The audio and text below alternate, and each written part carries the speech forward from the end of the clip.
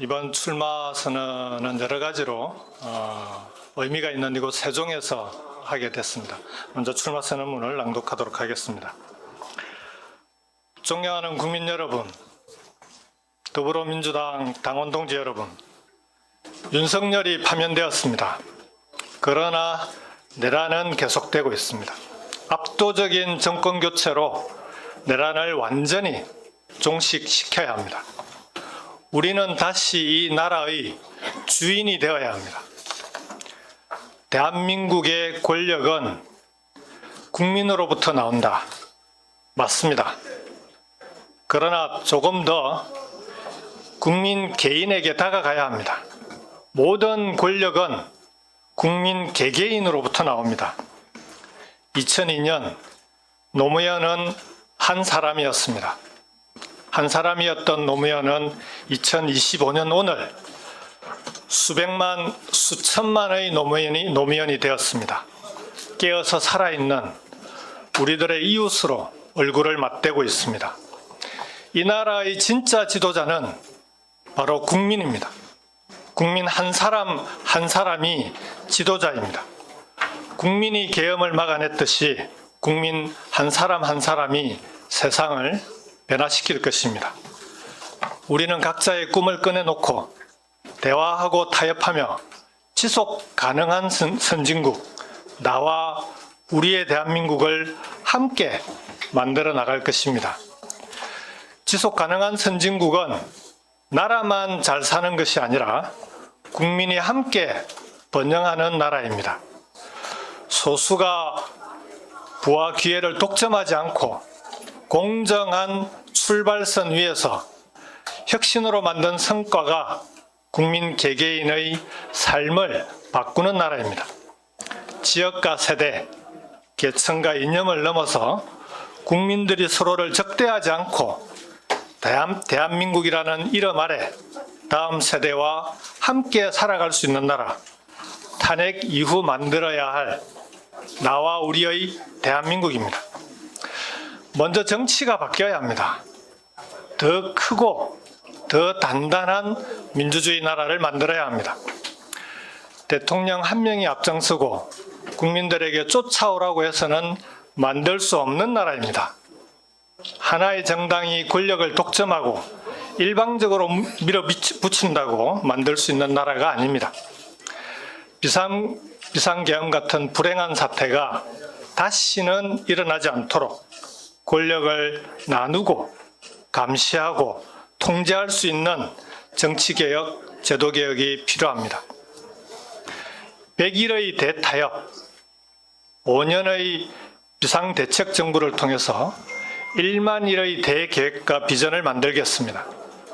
다음 정부 출범 즉시 100일의 대타협과 비전 만들기를 추진하겠습니다. 내란에 반대하고 헌법을 수호하는 세력이 함께 모여서 국가적 위기의 해법과 미래 비전을 치열하게 토론하고 빛의 연정을 구성하기 위한 합의를 만들겠습니다. 빛의 연정으로 나와 우리 모두의 정부가 되어야 합니다. 그래야 내란을 완전히 종식시킬 수 있습니다. 내란 종식의 완성은 개헌입니다.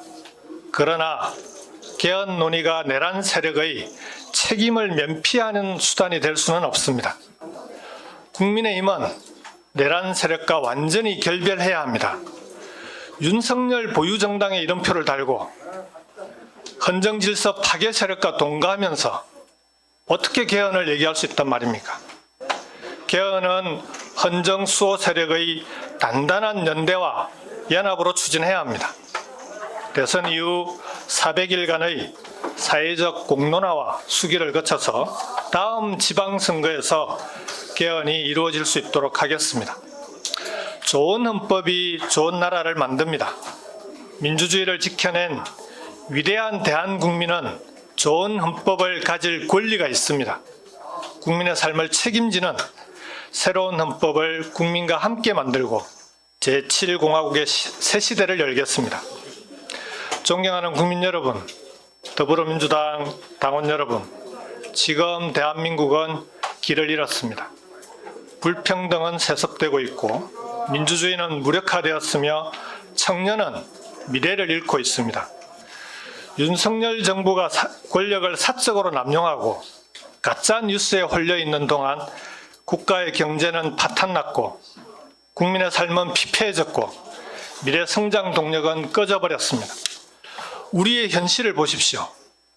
어떤 사람은 물려받은 재산으로 하루아침에 수십억을 벌고 어떤 사람은 하루 12시간을 일해도 월세가 밀려서 걱정입니다. 중산층마저도 열심히 일해도 애들 학원비, 생활비 빼고 나면 통장에 남는 건 몇십만 원 수준이라고 하소연하고 있습니다. 장사는 안 되는데 대출 갚을 날만 돌아온다. 동네의 오래된 맛집들조차 문을 닫고 있는 지경입니다. 한국은행에 따르면 아무리 노력해도 결국은 돈 많은 부모를 둔 아이들이 좋은 학교에 간다고 합니다. 이런 사회, 이런 나라에서 어떻게 미래를 찾고 희망을 찾을 수 있겠습니까? 완전히 새로운 대한민국이 필요합니다. 새로운 성장 전략이 필요합니다. 모두에게 공평한 기회가 주어져야 합니다. 모든 국민이 성장에 참여하고 기여할 수 있어야 합니다. 성장의 결과를 골고루 나누어야 합니다. 양극화와 불평등의 경제 구조, 이로 인한 분열과 갈등의 세상 대신에 정부와 기업, 국민이 서로 믿고 참여하고 함께 더 큰 성장을 이루는 경제, 공정하게 결과를 공유하고 지속 가능한 성장 토대를 만들어가는 나라, 이것이 윤석열 정부와 내란을 넘어서 우리가 만들어야 할 세상입니다. 무엇부터 바꿔야 하겠습니까? 국가 운영의 기본 틀을 바꿔야 합니다. 대한민국의 성장 축을 다양화해야 합니다.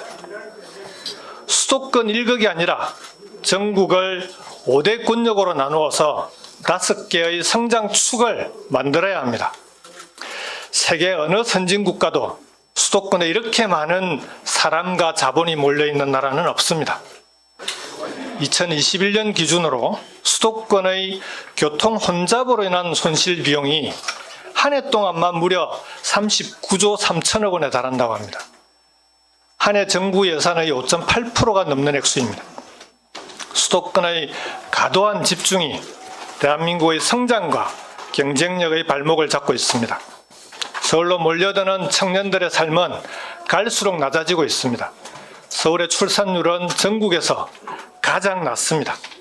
서울에만 의존하는 대한민국은 희망이 없습니다.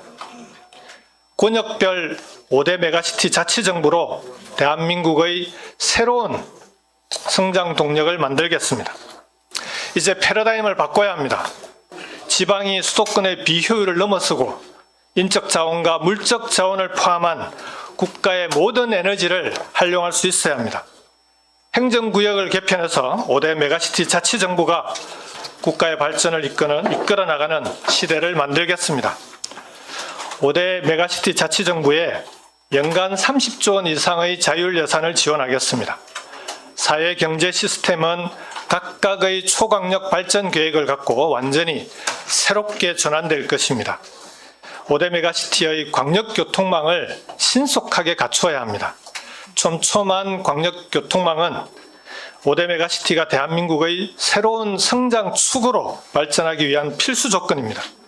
메가시티별로 정책금융기관, 지역투자은행을 설립해서 지역의 벤처기업, 중소기업, 소상공인에 집중 투자할 것입니다. 민간 벤처 모펀드를 5년간 50조 원을 조성해서 민간 투자가 어려운 지역 벤처 펀드에 출자하도록 하겠습니다.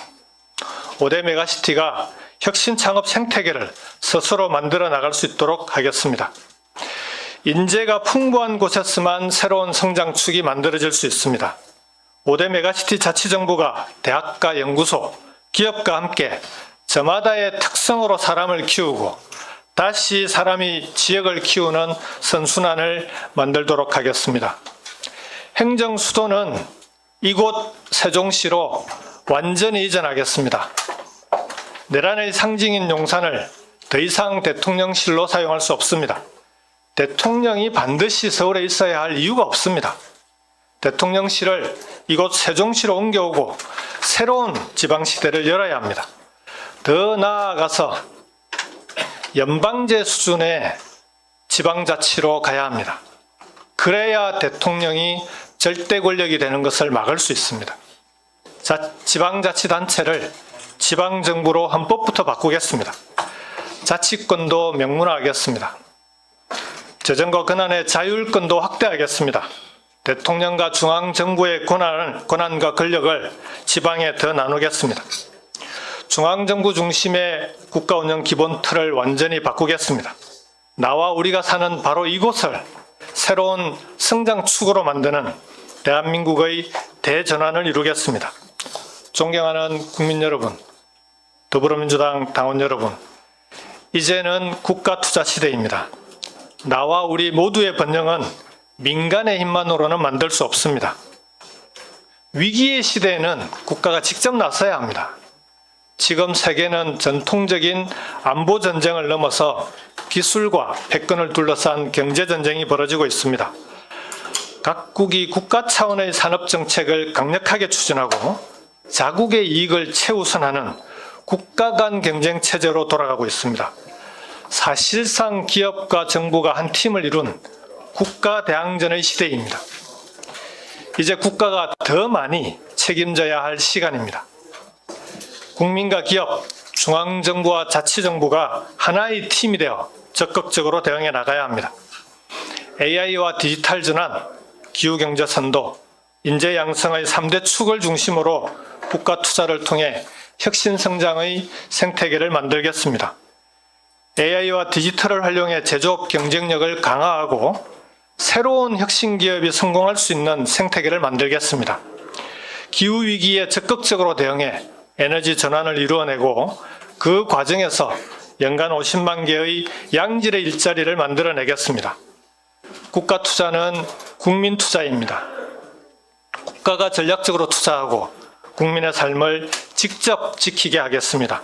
전국 어디에서나 누구나 모두 함께 잘 사는 대한민국, 모두에게 희망과 미래가 있는 대한민국을 만들겠습니다. 존경하는 국민 여러분, 그리고 더불어민주당 당원 동지 여러분, 불과 8년 만에 우리는 다시 인수위 없는 정부 출범을 앞두고 있습니다. 지금 대내외적 여건이 너무나 어렵습니다. 안으로는 국민이 분열되어 있고 밖으로는 약육강식의 국제질서가 도래했습니다. 지금 우리는 민주주의의 위기, 국민 분열의 위기, 국가 경쟁력의 위기에 처해 있습니다. 국민을 하나로 모으고 분열과 갈등을 넘어서 새로운 미래를 향한 동력을 만들어야 합니다. 김대중, 노무현, 문재인 3대 민주정부의 공과를 모두 갖고 있는 더불어민주당은 경험에 바탕한 실력 있는 리더십을 발휘할 것입니다.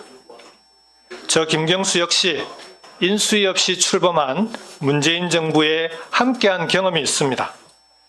김대중 대통령의 국민의 정부, 노무현 대통령의 참여정부 청와대도 함께했습니다. 지방정부 운영 경험도 갖고 있습니다.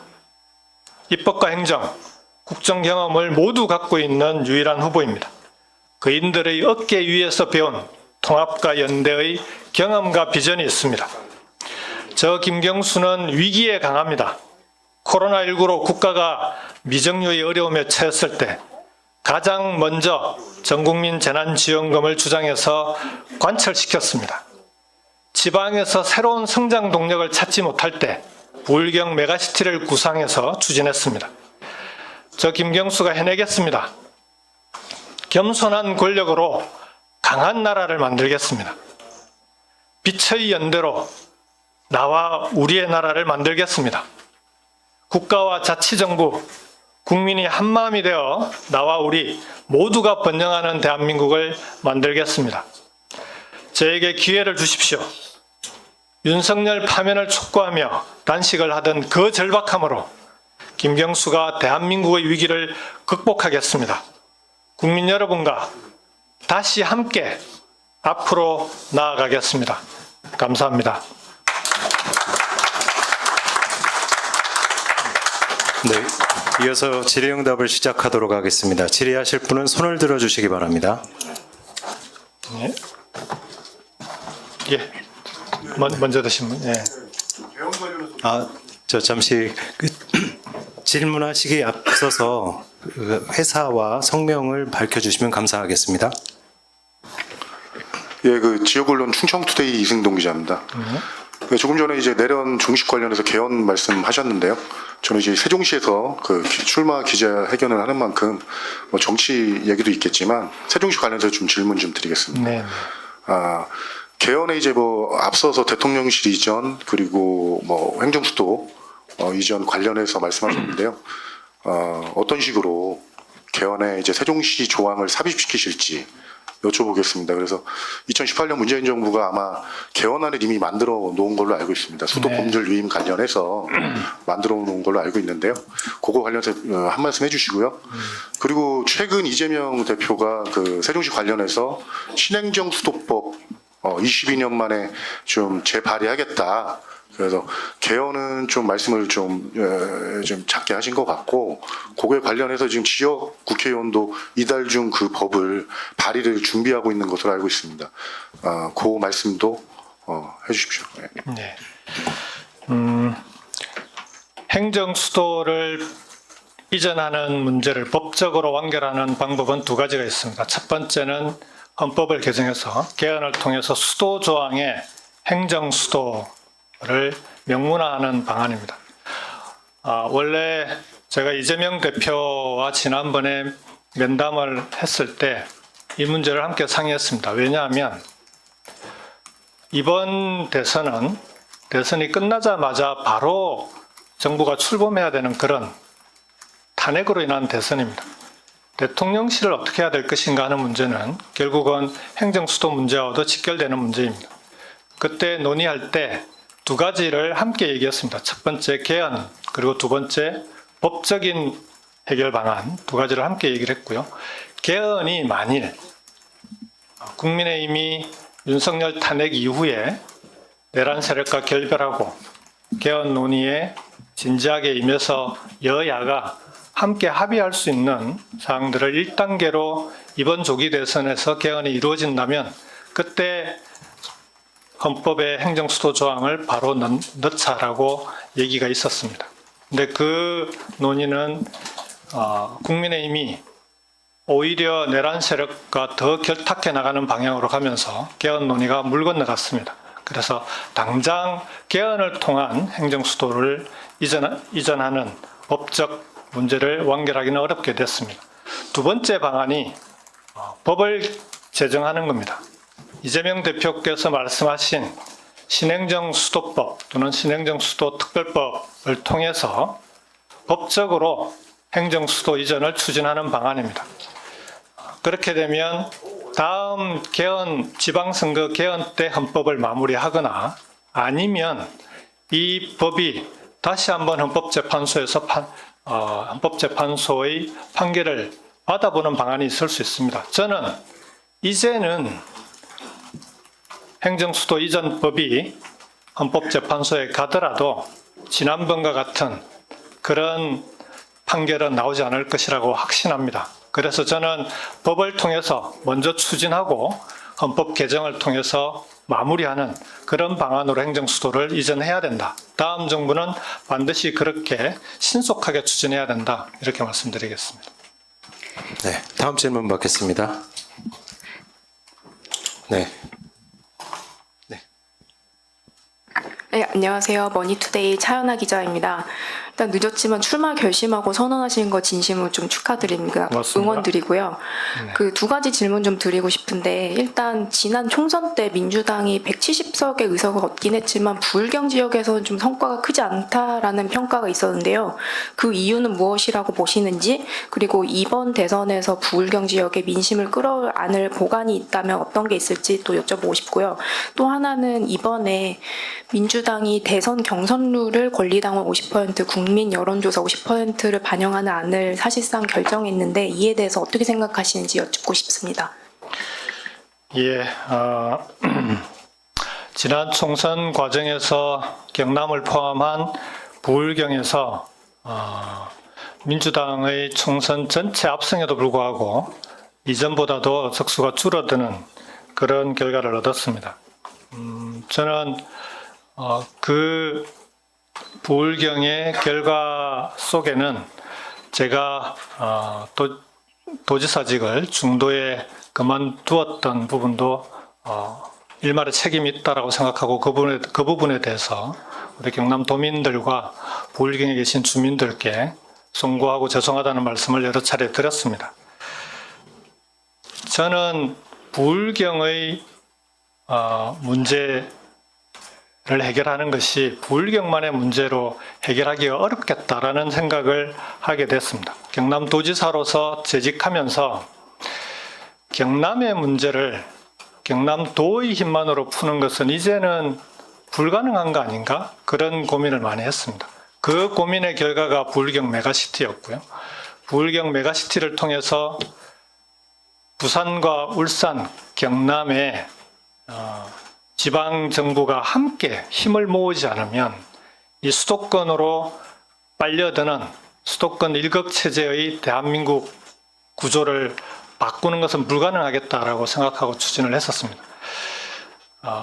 그 구상이 성공을 했더라면 저는 많은 것이 달라졌을 거라고 생각합니다. 그러나 지금 이번 대선을 준비하면서 다시 돌이켜보면 이런 메가시티 구상이 지방정부의 또는 지방자치단체, 광역단체들의 힘만으로 추진하고 성공시킬 수 있을까? 저는 그 부분에 대해서도 회의적인 생각입니다. 제가 오늘 출마 선언문에서 가장 중요하게 밝혔던 이유도 이제는 국가가 책임지고 전국을 5대 권역으로 나누어서 지방정부들이 초강력 단위로 권역별 메가시티를 추진해 나가지 않으면 이제는 수도권 일극 체제를 극복하기 어렵겠다라는 생각을 합니다. 그래서 이번 대선에서 부울경뿐만 아니라 수도권은 수도권으로서의 경쟁력을 강화하기 위해서 그리고 수도권 이외의 다른 권역들도 수도권 일극 체제를 극복하고 대한민국의 성장과 그리고 대한민국의 발전을 위한 새로운 성장축, 성장 동력이 되기 위해서는 국가 중앙정부와 지방정부가 함께 힘을 모아서 추진해 나가야 된다. 다음 정부의 핵심 국정과제가 돼야 된다. 이렇게 생각합니다. 그런 방향으로 추진해 나간다면 저는 지역에서 더불어민주당을 포함한 다음의 민주정부가 지역 발전을 위해서 가장 책임 있게 추진할 수 있는 정부다라는 신뢰를 충분히 드릴 수 있을 거라고 생각합니다. 그런 신뢰가 정치적인 지지의 바탕이 될 것이다. 이렇게 생각을 합니다. 두 번째로 경선룰 관련한 부분입니다. 저는 경선과 관련한 룰은 당의 결정에 따르겠다라는 말씀을 우리 캠프에 있는 분들에게 여러 차례 말씀을 드렸습니다. 다만 이번 경선 과정에서 좀 더 많은 민주당의 당원들이 경선에 참여할 수 있도록 경선 룰을 논의하고 정하는 과정에서 그 부분은 고려해 주었으면 좋겠다라는 의견을 당에 전달했습니다.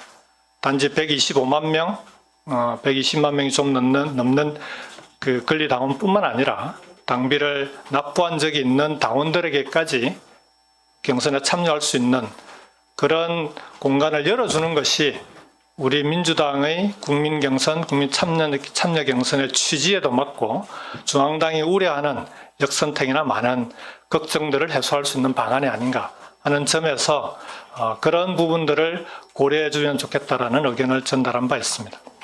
네, 다음 질문 받겠습니다. 자, 마지막 줄. 네, 세종파라미의 박은주 기자입니다. 세종과 가까운 질문을 좀 드려보려고 합니다. 며칠 전에 김종민 세종갑 의원께서 기자회견을 통해서 새로운 대통령의 첫 집무는 세종시에서 시작했으면 좋겠다라는 말로 기자회견을 시작하셨고요. 그 부분에 대해서 앞서서도 대통령실을 세종시로 옮기시겠다라는 말씀까지 해주셨기 때문에 질문을 드리는 거예요. 그럼 불가능이냐 가능이냐라고 했을 때 정부청사 중앙동을 사용하면 가능하다. 이거는 정치적으로 법적으로도 문제가 없다라는 얘기까지 지금 나왔습니다. 협의가 됐습니다. 근데 구체적으로 좀 거기에 대한 답변을 듣고 싶은 거예요. 세종 지역의 주민들이 많이 궁금해하는 부분이기도 하니까요. 저는 가능하다고 생각합니다. 행정수도를 법적으로 마무리하고 행정수도를 세종시로 완전하게 이전하기 전이라도 대통령의 직무는 서울과 세종에서 함께 할 수 있다고 생각합니다. 첫 직무를 세종시에서 하는 것도 얼마든지 가능하다고 생각합니다. 국회가 국회 분원을 세종시에 설치하듯이 대통령실도 세종시 대통령실을 설치하고 서울과 세종시에서 함께 직무하는 것은 얼마든지 지금이라도 가능한 일이라고 생각합니다. 오히려 세종시에서 직무하는 시간이 늘어나야 됩니다. 왜냐하면 내각의 각 부처 장관들이 세종시에서 근무를 하고 있습니다. 대통령실이 권한을 필요 이상으로 많이 걸머지고 대통령의 권력이 또는 제왕적 대통령제의 폐해를 낳게 되는 제일 큰 이유도 대통령이 대통령실의 비서들과 수석들과 주로 협의하는 것이 아니라 내각의 장관들과 주로 협의를 해야죠. 지금은 세종과 서울로 나눠져 있기 때문에 원활하게 협의하기가 쉽지 않습니다. 오히려 대통령이 세종시에서 더 많은 직무 시간을 가질 때 주요 현안들에 대해서 직접 장관들과 협의하고 장관들이 책임지고 현안들을 추진해 나갈 수 있도록 하는 그런 책임 정치 그리고 책임지는 국정 운영이 가능할 거라고 생각합니다. 그래서 저는 그런 점에서도 국가 운영의 정상화를 위해서도 대통령이 세종시에서 직무하는 시간을 늘리는 것이 맞다. 그리고 법적으로 행정수도 이전이 마무리되는 즉시 세종실에서 대통령실을 완전히 세종시로 이전하는 것이 맞다 이렇게 생각합니다. 네, 다음 질문 받겠습니다. 네, 세 번째 줄에 네, 이투데이의 김은재라고 합니다. 그 선언문에서 AI와 디지털 전환을 강조를 해주셨는데 그 이재명 전 대표 같은 경우에도 내일 AI 반도체 시장을 직접 방문을 해서 비전을 제시할 예정이라고 하거든요. 혹시 지사님께서도 뭐 향후 일정이 따로 있으신지 그리고 조금 더 구체적인 구상을 한 번만 더 설명해 주시면 감사하겠습니다. 네. AI와 디지털 전환은 단지 성장 동력으로서의 새로운 산업 분야에 그치는 것이 아니라 국가의 모든 전 분야의 AI와 디지털 전환을 통해서 국가의 경쟁력을 높이고 그리고 국민들의 삶을 새롭게 바꿀 수 있는 전혀 새로운 성격의 그 산업이라고 생각을 합니다. 경남을 예를 들면 경남은 제조업이 강합니다. 부울경은 기존의 중공업을 포함한 제조업이 강한 곳입니다. 그동안은 스마트 팩토리, 스마트 공장 전환을 중심으로 제조업의 경쟁력 강화를 얘기해왔습니다. 이제는 제조업에도 AI를 중심으로 하는 디지털 전환이 새롭게 결합되지 않으면 제조업의 경쟁력을 확보하기 어렵습니다. 그렇게 해서 제조업이 단지 물품을 생산하는 그런 공장에 그치는 것이 아니라 서비스가 결합된 제조업, AI를 중심으로 서비스와 제조업이 융합되는 그런 새로운 첨단 제조업으로 전환하지 않으면 지금과 같은 기술 전쟁의 시대에 대한민국의 제조업이 경쟁력을 가지기가 어렵습니다. 그와 마찬가지로 각 지역별로, 각 분야별로, 각 산업별로 AI가 모두가 새롭게 적용되면서 각 분야의 경쟁력을 높여나가고 국민들의 삶을 바꾸어 나가는 그런 도구가 AI가 되어야 된다고 생각하고요. 그렇게 가기 위해서는 각각의 분야에 맡겨놓는 방식으로는 해결하기 어렵습니다. 예를 들면 국민들의 주거와 복지 분야도 AI가 적용이 되면 지금과는 전혀 다른 서비스가 가능합니다. 주거만 하더라도 국민들의 그 주거 이전 패턴이나 이런 것들을 AI를 통해서 분석해서 부동산의 가격이라든지 이런 것들을 AI를 통한 새로운 행정 서비스가 가능할 수도 있고요. 복지 분야도 지금은 개별적으로 위험에 빠지는 그런 국민들을 찾아내야 되는데 AI를 통해서 그런 미리 국민들이 나락으로 떨어지지 않도록 사전 사전에 그런 징후가 보이는 곳에 미리 찾아가는 복지 서비스가 가능하게 만드는 그런 것도 AI를 통해서 얼마든지 가능한 서비스입니다. 이렇게 AI가 전 국민의, 전 산업에, 우리 대한민국의 전 영역에 걸쳐서 새로운 전환을 이루어낼 수 있도록 만들어내야 된다. 그러기 위해서는 AI 산업의 생태계를 국가가 나서서 만들어야지. 인프라를 뭘 구축하고 그 다음에 엔비디아의 칩을 몇 개를 확보하고 물론 그런 것도 중요하지만 그런 방식만으로는 AI를 새로운 시대의 그 발전 도구로 만들기는 저는 어렵다라고 생각합니다. 그래서 전 국가적인 AI 생태계를 어떻게 만들 것인가 하는 방법으로 접근해야 된다라고 생각을 합니다. 그리고 이와 관련된 일정은 캠프에서 준비를 하고 있는 것으로 알고 있고요. 확정되는 대로 알려드리도록 그렇게 하겠습니다. 네, 시간 관계상 마지막으로 질문 하나만 더 받도록 하겠습니다. 첫 번째 줄에 예. 예, 감사합니다. KNN 길재섭 기자입니다. 공약 발표를 따로 하실 계획이 있으신지 지금 정리 중이시라고 말씀하신 것 같은데 계획이 있으신지 좀 궁금하고 빛의 연대로 나와 우리의 나라 이게 슬로건으로 보이는데 빛의 연대가 어떤 뜻으로 지금 삼으신 건지 좀 궁금합니다. 선언문에서 잠깐 언급만 하셨는데. 네. 오늘은 출마 선언을 하는 날이고 왜 제가 이번 대선 경선에 출마하는지를 중심으로 출마 선언문의 내용을 담았습니다.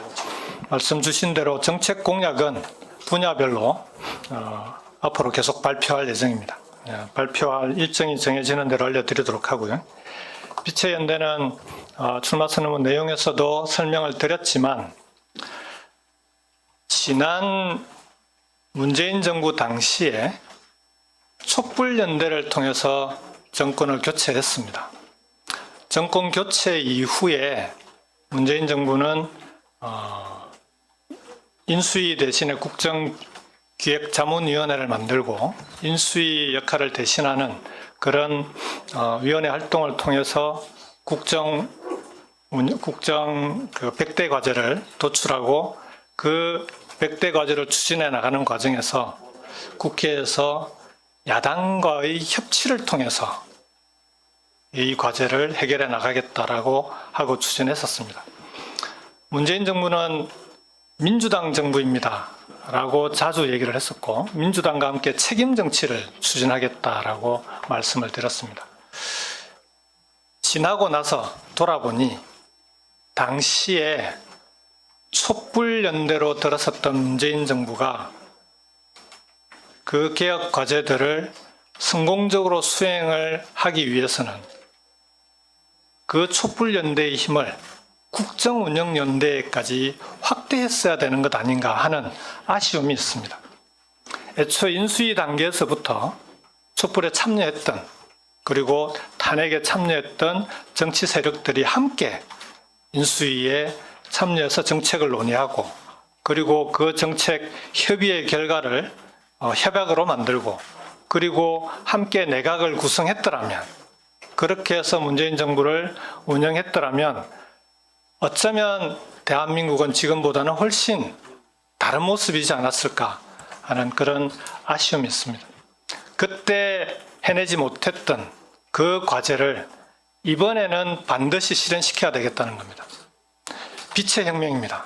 지난번은 촛불혁명이었지만 이번에는 응원봉을 들고 나온 국민들이 만들어낸 빛의 혁명입니다. 그 빛의 혁명을 통해서 조기 대선이 치루어지고 있고 이 조기 대선을 통해서 정권 교체가 이루어진다면 그 정권 교체를 통해서 들어선 정부는 반드시 빛의 연대를 통해서 빛의 연정을 함께 만들어야 된다.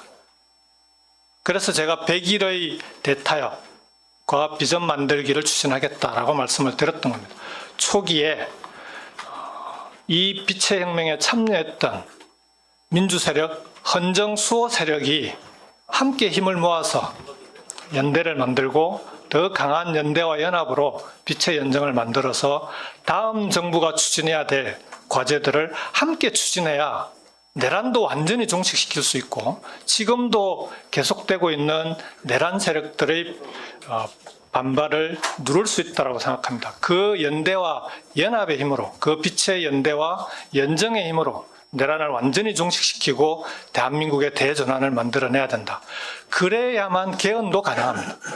그 민주 세력과 헌정 수호 세력의 연대를 통해서 개헌을 추진해야 저는 개헌도 가능할 것이라고 생각합니다. 그런 점에서 다음 정부의 가장 중요한 과제 중에 하나가 빛의 연대를 국정운영연대로 확대한 빛의 연정을 만들어야 한다. 이렇게 생각을 합니다.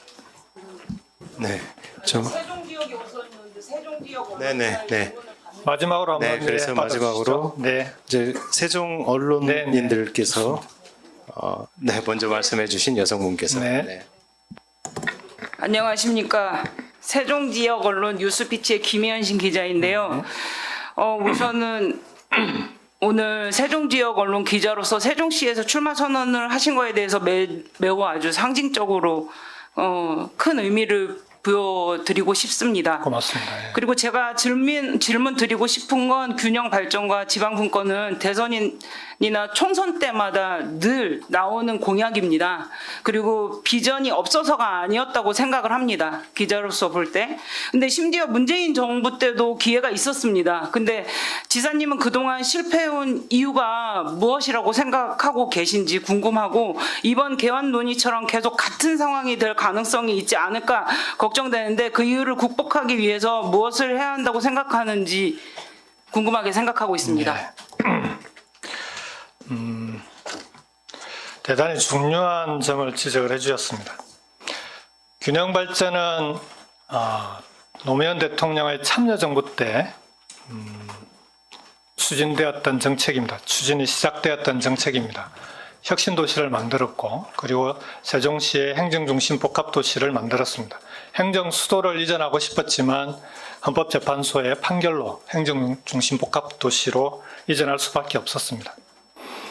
그 균형발전 정책이 1차로 마무리된 이후에 2007년에 노무현 대통령과 참여정부는 균형발전 2단계 정책, 균형발전, 국가균형발전 시즌2 정책을 발표를 했습니다. 혁신도시가 지금처럼 공공기관의 이전에 그치는 것이 아니라 공공기관의 이전을 통해서 그 지역의 대학과 연구소, 기업, 지방정부가 함께 힘을 모아서 혁신도시를 중심으로 지, 산, 학, 연 이 함께 클러스터를 만드는 그렇게 해서 그 지역의 새로운 성장 동력이 되는 그런 도시로 키워나가겠다라고 하는 내용이 국가균형발전 시즌2에 담겨 있습니다. 그 정책이 정권이 교체되면서 이명박 정부가 들어서면서 백지화됐습니다. 그렇게 해서 혁신도시를 포함한 균형발전은 지체되었고 정체되었고 때로는 후퇴하기까지 했습니다. 저는 많이 늦었다고 생각합니다. 그렇지만 늦었다고 생각할 때가 가장 빠를 때일 수도 있습니다. 다음 정부는 국가 균형 발전을 단지 지역이 살기 어려워지고 지역이 피폐해지고 지방 소멸이 우려되니까 거기에 대한 대응책의 차원으로 접근한다면 또다시 실패할 거라고 생각합니다. 제가 유럽에 있는 동안에 유럽의 선진국들, 특히 국가도 부강해지고 국민들도 행복한 나라들, 북유럽을 포함한 그런 나라들을 다니면서 가장 눈에 들어오는 게 지방이 살기 좋은 도시들이 많다는 겁니다. 지방 도시들도 촘촘하게 광역교통망이 짜여져 있고 어느 도시를 가더라도 대중교통으로 얼마든지 다닐 수 있는 곳이었습니다. 그래서 그 지역에서 태어난 아이들이 지역에서 교육받고 지역에서 자라고 그리고 그 지역에서 그 지역의 산업을 책임지는 인재로 키워져서 그 지역에서 결혼하고 살아갈 수 있는 청년들이 떠나지 않아도 되는 그런 도시들을 만들고 있었습니다. 대한민국이 그렇게 가지 않으면 저는 대한민국의 미래는 없다고 생각합니다. 경남의 청년들이 30대 청년들 1년에 지금 10,000명 이상 밖으로 빠져나가고 있습니다. 경남만 그런 게 아니라 부울경, 호남, 대구, 경북까지 지역의 지방정부들의 가장 큰 고민들이 청년들이 지역을 떠나고 있다는 겁니다. 청년들이 살 수 없는 지역이 미래가 있겠습니까? 청년들이 살 수 없는 지역이 지속 가능할 수 있겠습니까? 저는 다음 정부는 국가균형발전 시즌2 차원이 아니라 국가 운영의 근본 틀을, 기본 틀을 바꿔야 한다. 수도권, 충청권, 호남권, 부울경, 대구, 경북, 그리고 2개의 특별자치도로 행정구역을 완전히 개편하고 중앙정부와 지방정부가 이 권역별 메가시티를 새로운 연방제 수준의 지방정부로 키워나갈 때 그래야만 대한민국의 성장 동력이 5개의 새로운 성장축도 생기고 그 지역에서 청년들이 지역을 떠나지 않고도 살아갈 수 있는 그런 지역을 만들 때 대한민국의 미래는 저는 지금과는 다른 모습일 거라고 생각합니다. 반드시 그렇게 만들 수 있도록 해나가겠습니다. 더불어민주당이 책임지고 하겠습니다. 그리고 더불어민주당이 지금까지 추진해왔던 국가균형발전을 다음 정부에서는 반드시 새로운 패러다임으로 접근해서 말씀 주신 대로 세종시가 충청권의 행정 수도로서의 기능을 하는 것뿐만 아니라 충청권의 CTX를 포함한 광역교통망을 통해서 충청권 전체가 하나의 성장 동력, 성장축이 될 수 있는 그런 균형 발전으로 만들어 가겠다는 약속을 드리겠습니다. 지금 이제 30분 가까이 진행이 되고 있는데요. 질의응답만 어떻게 한 분 더 받으시겠습니까? 마지막으로는 질문을 받도록. 예, 마지막 간단하게. 질문으로. 예. 오마이뉴스의 김병기 기자라고 합니다. 다른 게 아니고요. 각 분야에 대한 그 비전 말씀 아주 잘 들었는데 그 환경 쪽에 대해서는 별 말씀이 없으셨어요. 이후에 이제 그 차후에 공약을 통해서 발표하실 거라고 이제 믿고 있는데요.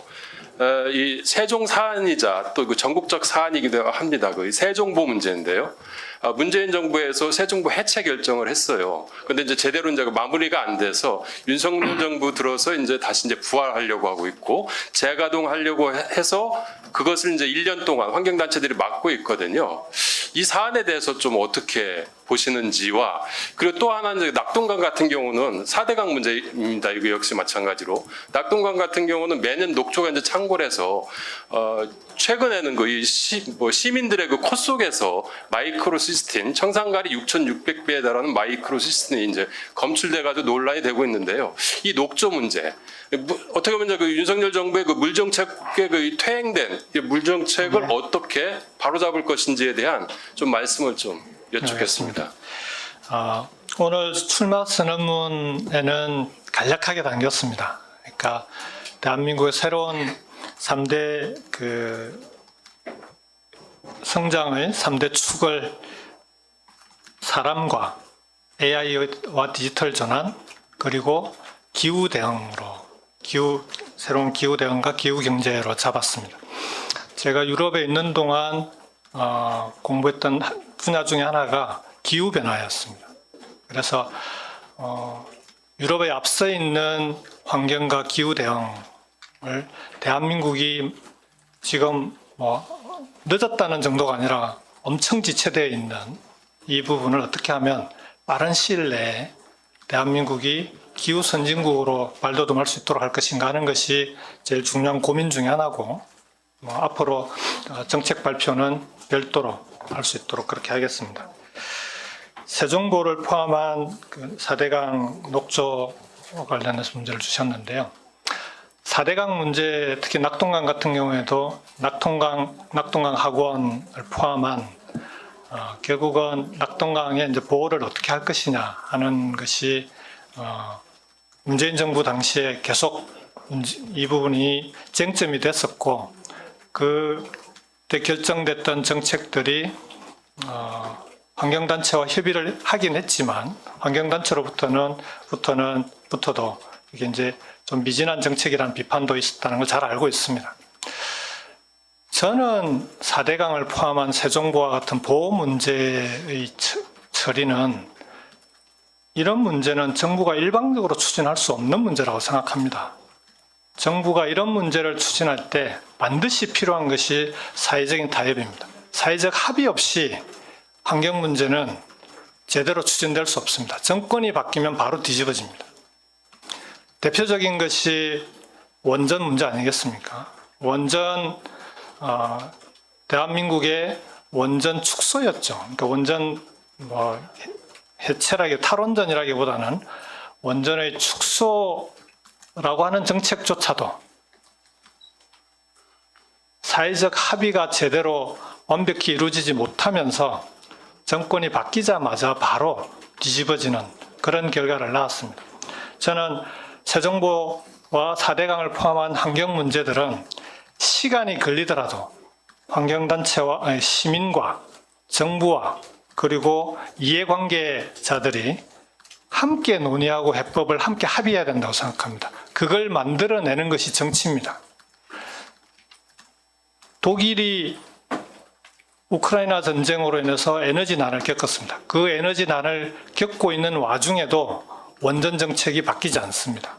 그 이유는 독일의 원전 정책은 사회적 논의 과정을 거친 사회적 합의가 있었기 때문입니다.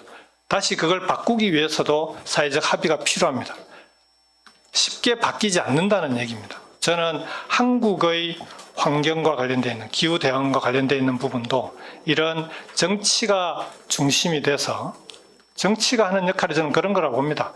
이해관계자들을 조정하고 중재해서 사회적 합의를 만들어 나가는 어렵더라도 그런 과정을 반드시 밟아야 된다고 생각합니다. 환경 측면에서만 보자면 저는 철거하는 것이 옳은 방향이라고 생각합니다. 다만 철거하는 방향에서 생길 수 있는 여러 가지 우려사항들을 이해관계자들과 합의해서 지원이 필요한 것은 정부의 지원을 통해서 또는 지방정부가 책임지고 해결할 것은 지방정부가 책임지고 해결하고 시민사회가 나서야 될 부분은 시민사회가 나서서 함께 그 철거라고 하는 방향이 합의될 수 있는 방향으로 타협이 이루어질 수 있도록 해야 지속 가능한 정책이 됩니다. 저는 그런 방향으로 이 부분은 같이 풀어나가야 된다 이렇게 생각합니다. 네, 이상으로 질의응답을 마치도록 하겠습니다. 이것으로 김경수 전 경남도지사 21대 대통령 선거 출마 선언 기자회견을 마치도록 하겠습니다. 다시 한번 여러 가지 사정으로 일요일 오전에 이렇게 나오시게 해서 우리 언론인 여러분들께 다시 한번 송구하다는 말씀을 드리고요. 어쨌든 오늘 출마 선언이 경선 기간이 길지 않지만 이 경선 기간을 통해서 어떻게 하면 대한민국의 새로운 변화를 그리고 대한민국의 대전환을 만들어 나갈 수 있을지를 경선 과정에서 더불어민주당 후보들이 국민들께 신뢰를 드리고 그리고 다음에 들어서는 민주당 정부, 민주정부가 대한민국의 새로운 변화를 책임지고 이끌어 나갈 수 있다라고는 확신을 드릴 수 있는 경선으로 만들겠다는 다짐을 마지막으로 드립니다. 고맙습니다. 네, 함께해 주신 언론인 여러분께 다시 한번 감사의 말씀드립니다. 고맙습니다.